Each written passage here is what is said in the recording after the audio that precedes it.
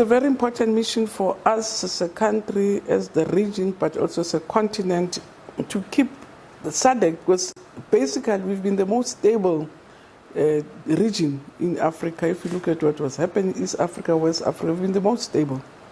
And therefore it's been very important to make sure that we keep that stability and deal with any threats that might just destabilize the region itself.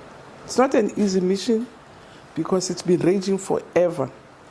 It's not a cheap mission because the rebels are really armed and it's fought from different fronts. So it's not only the Congolese who are fighting amongst themselves, but the battles are outside even Congo.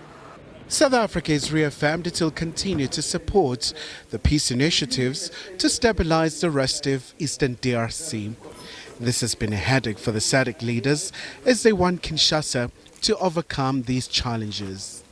We're getting good progress. We'll be visiting quite soon with the Chief of Defense, but also I received on Monday the head of peacekeeping from the UN. So there is progress, there is prospects of radio settlement. Angola is really negotiating between Rwanda because it's alleged to be also very central to some of the difficulties that are there, and also the Congolese. So at the peace process, there is lots of progress, and we're not there to fight.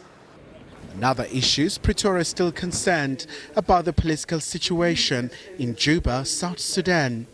What we are doing, which I again hope it will yield results soon so that there's peace and stability, is the process that are underway in terms of supporting them to go back to normality, to have a constitution, to go for elections and establish a stable government. Because if you don't have a stable government, all these other rebels are going to do as they wish unless you have a stable government. So it's to really assist them to establish a proper government, which then can have systems to protect the people there.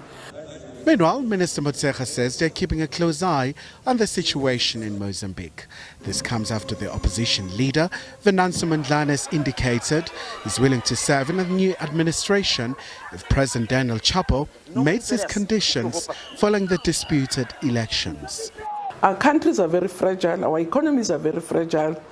You just don't interfere so much on something for individual, either any political party or individuals, because the impact is bigger than the party, it's bigger than individuals, but it's really affecting the country and its neighbors. I mean, it's affecting Zimbabwe, it's affecting us. So I really do hope that if you lose, you lose. It's painful. We've lost. We have to accept that we have lost electoral majority, and you don't then lift your party above the nation. We have to say at the end of the day, we lost our majority as the governing party. What do we do for the good of the country? And I do hope that Mondlane and his people will know that Mozambique is bigger than them. Khumalo, SABC News, Pretoria.